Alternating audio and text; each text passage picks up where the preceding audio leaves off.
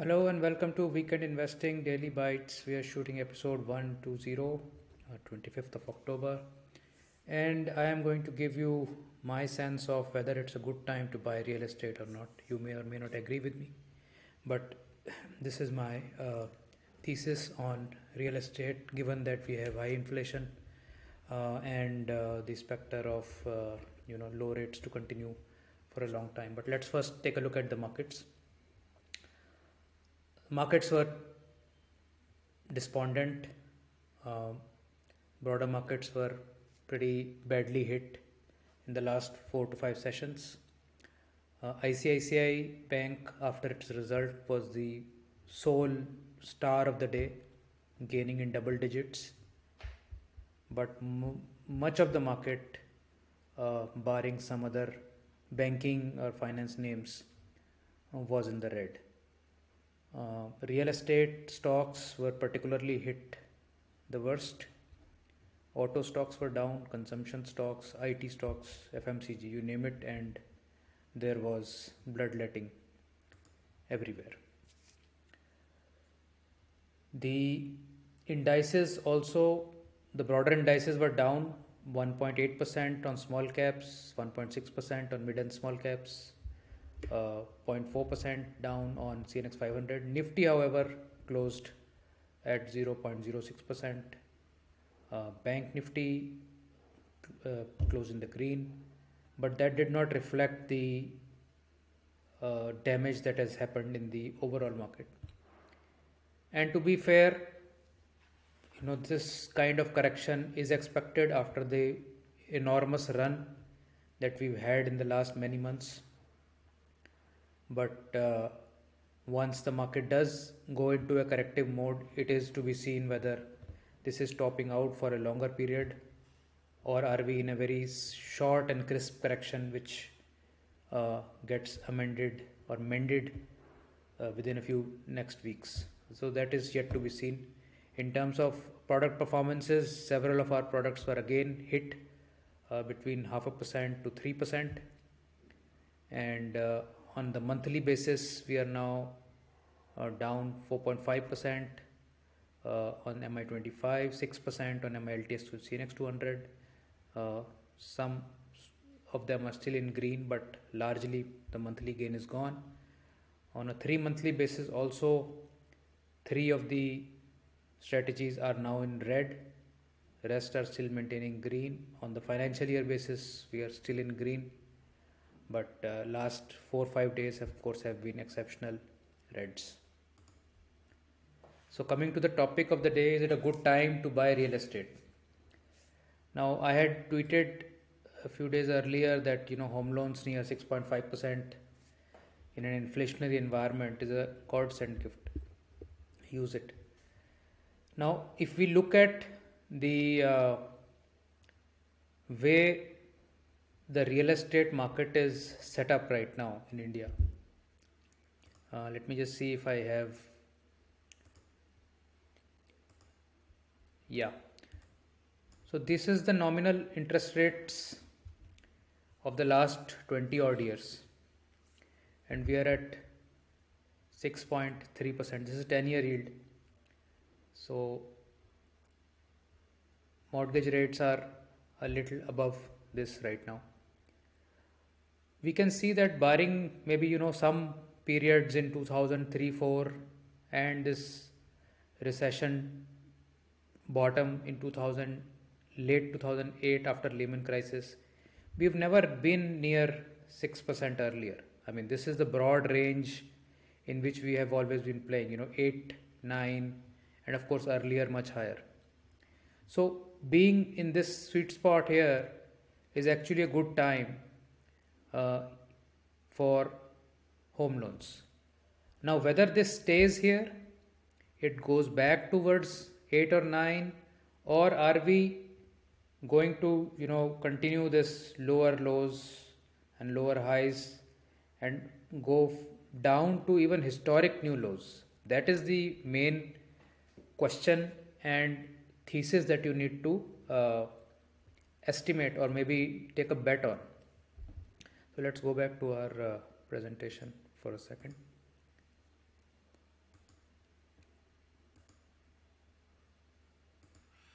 Yeah.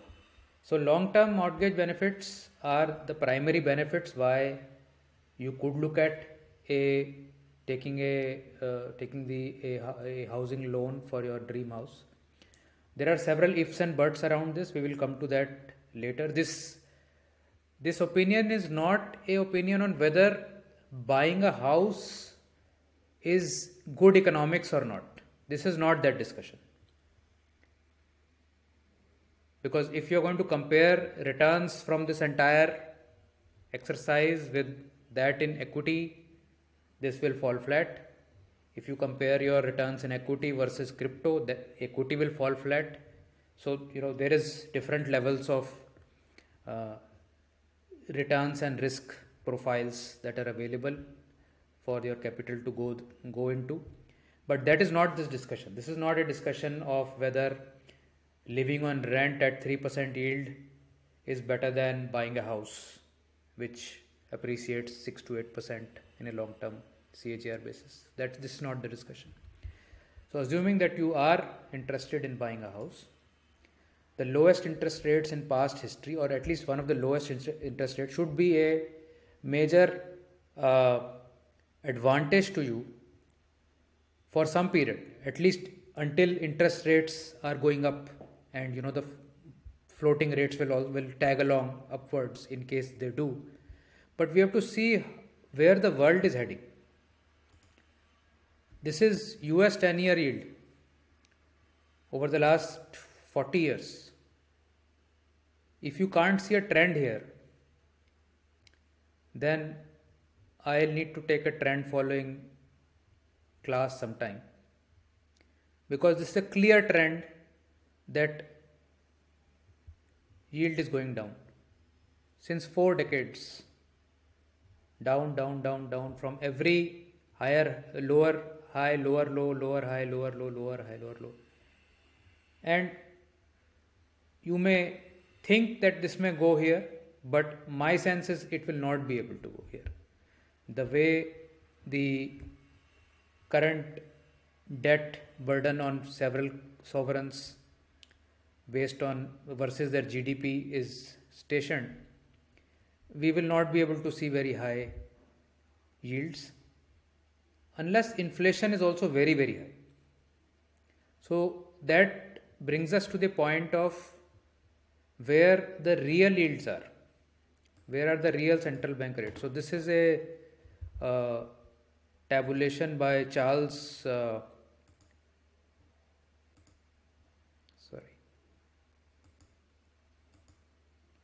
Bilello. He's a very popular Twitter manager. He has a lot of statistics, interesting statistics that he puts out. So I follow him, and thanks to him, I'm able to share this. These are these real central bank rates today in this column. This is the nominal rate. This is the inflation year on year, and this is the nominal real interest rate. So you can see that in most of the countries today, you are having negative real interest rates, with some 40%, 30% countries still having some positive real rate. India is at minus 2.9%. So our repo is 4% and 6.9% is CPI. So we are at minus 2.9% real rate. USA is also somewhere near us, minus 1.1, but maybe this will get revised. You can see that several countries, Brazil, Philippines, Saudi Arabia, Czech Republic, Chile, Poland, many of them are in negative real rates. Now, what is negative real rate? While we may think that the rate is positive, but inflation is more than the bank rate in simple terms. So definitely putting money in your bank is eroding money every year. So if this trend of, and we have seen the long term 4-decadal trend of interest rates where they are going, it doesn't seem to me, unless there is a some catastrophic event and change of monetary system or something like that, that this trend is going to change. So we are going to stay in low nominal rates and negative real rates for significant time, it seems. So essentially, if the real rate is negative and if you are borrowing money, and that's what the world has been doing, it's just been borrowing money, borrowing, and the debt to GDP have skyrocketed. And now what the central bankers need to do is to allow inflation to run high for maybe 5-10 years, so that you can inflate away the debt. So the money that you owe back right now will become so insignificant in value in years to come that it will be easy to pay back. If you owe somebody 100 rupees today, and if there's an inflation of double digits, in 10 years time it will be reduced to some very very small value in today's terms. If you are, let's say, earning 50,000 rupees and you are setting aside 10,000 rupees towards home loan, in 10 years time you may be earning 3-4 lakh rupees, but at that point of time your EMI of 10,000 rupees will be insignificant for you. So your, first of all, assumption that we will remain in this benign interest rate scenario, negative interest real rates, inflation will remain high, that is a assumption, and my assumption is that it will be this way. It may not be, you may not agree with me, that's okay. Given this situation, if one wants to utilize this situation, one should take on home loan in case you were anyways going to buy a home or take a home loan for the longest duration that you can, 20 years, 25 years, whatever is the home loan offering. And you are essentially, what you're trying to do is to also inflate away your mortgage. In this environment, if inflation is running amok, the house that you will purchase should also inflate reasonably dramatically. Real estate may have stayed, and we have a chart on this. So real estate has been languishing for the last decade. It will not remain languishing forever. You can see here that after this fall from 2008, it has just stayed sideways, and only now in the last year and a half has there been a sort of an uptick which has taken out the 10-year highs, which is a very good sign that the consolidation may have happened, and we may be looking at some uptrend. Whether it is going to be a fierce uptrend or a slow uptrend, we don't know. Whether it's a fake out, it may just fall back, that is also possible. But it does seem like that things have bottomed out here, and different asset classes behave very differently in different periods. So markets have run, maybe in the next decade real estate will do very well, maybe some other real assets will do very well. So this is another part of the thesis that you need to look at, that in case you are looking to buy a house or take a loan, you have seen a consolidation in the industry and in this sector. You can't be expecting that things will go half from here or something like that. It won't happen.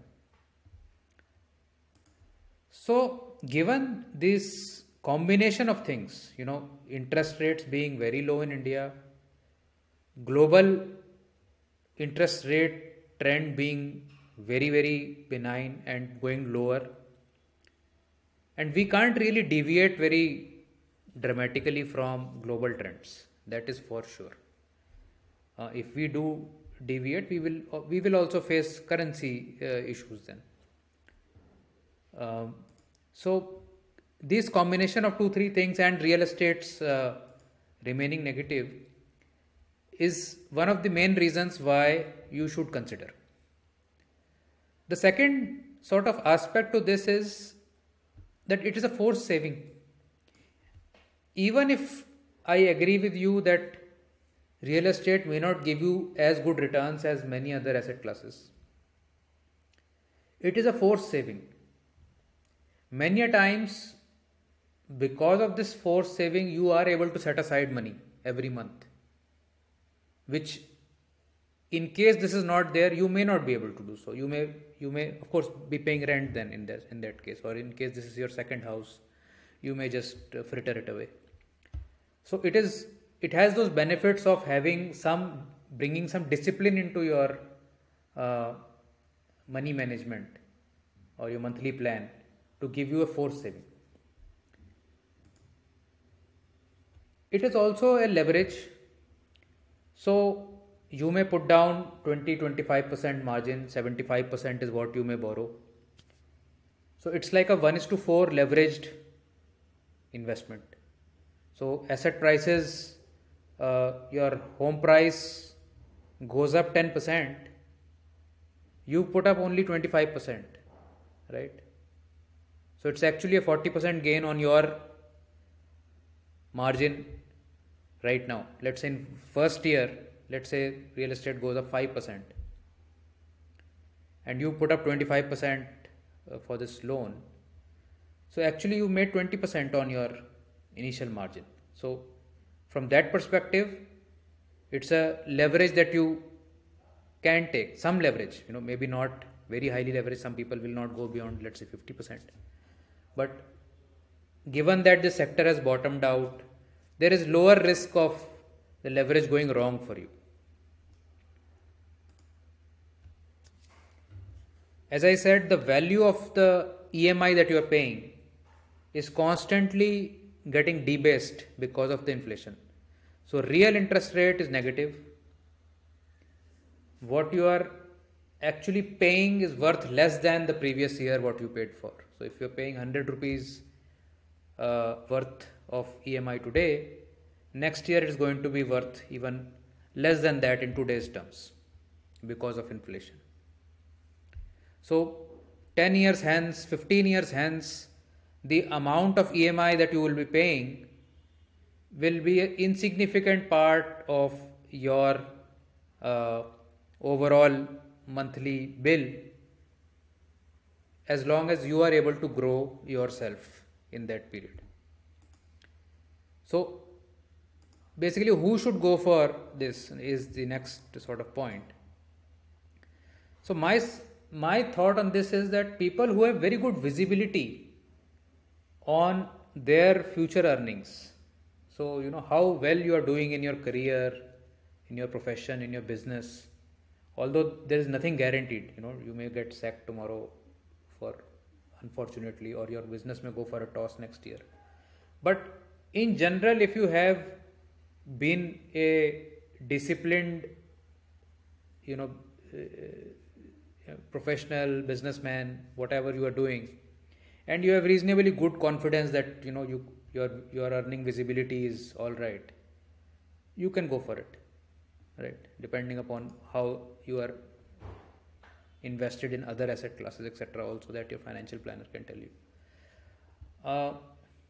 Also, many people who have been fantastic investors have seen their net worth grow dramatically in the last couple of years, and their equity component in their overall portfolio has become very large, and they may want to do asset allocation to balance it out a little bit. They should also think about deploying 30 to 50% and rest taking on a home mortgage maybe, to sort of balance out some allocation. Yes, the returns may dampen on the overall portfolio, but that's okay. I mean, returns is not everything. See, in young age, returns is something that is your first priority. But as you grow older, as your wealth also accumulates, as your priorities of life change, you are wanting to preserve wealth more than grow it also. You don't want to be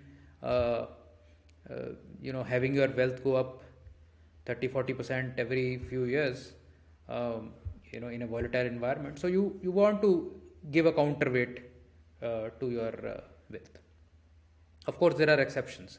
Don't take this as any rule. And also, people who may have the current cash to go buy a house, maybe they have allocated 20% to this, and they have the cash ready, money ready, but they could use this environment to better utilize that money. Put up 25%, take a home loan. Even if you don't want a home loan, even if you don't need a home loan, the interest rates are benign. You'll get some tax benefits. You will probably, in a high inflation environment, if it stays around, you'll probably do much better than putting lump sum down for the house. So these are some of the thoughts that you should maybe bounce your decision against when you take a decision whether to go for it or not. This is my opinion. Again, I'm saying right or wrong is nobody's guess. My thoughts are that if we don't take advantage of this environment in this way, for how and the biggest thing is that housing and precious metals are the only assets which you can actually use while they appreciate. Other things are, of course, you can keep in the demat account or in the crypto wallet or wherever. But these are things you can actually use. If you will get a 3%, you're saving a 3% yield on rentals also. You will have a sort of a satisfaction of owning a house that cannot be priced in any terms. The safety, the sort of fallback asset, and the house that you're living in is not necessarily a non-investment. A lot of people don't consider it as investment. You bought a house worth 50 lakhs, and tomorrow, in worst situation, if you meet some sort of calamity in your life, you can always sell it off and try to restart your life. So it is a asset that you or your family can fall back upon. Why we should not consider it as a part of your asset base? So these were the thoughts on the housing part. I hope you liked it, and please do send me your comments on Twitter. I am not very regular on YouTube comments, so please send me comments on Twitter. I'm happy to engage there, and thank you so much for watching.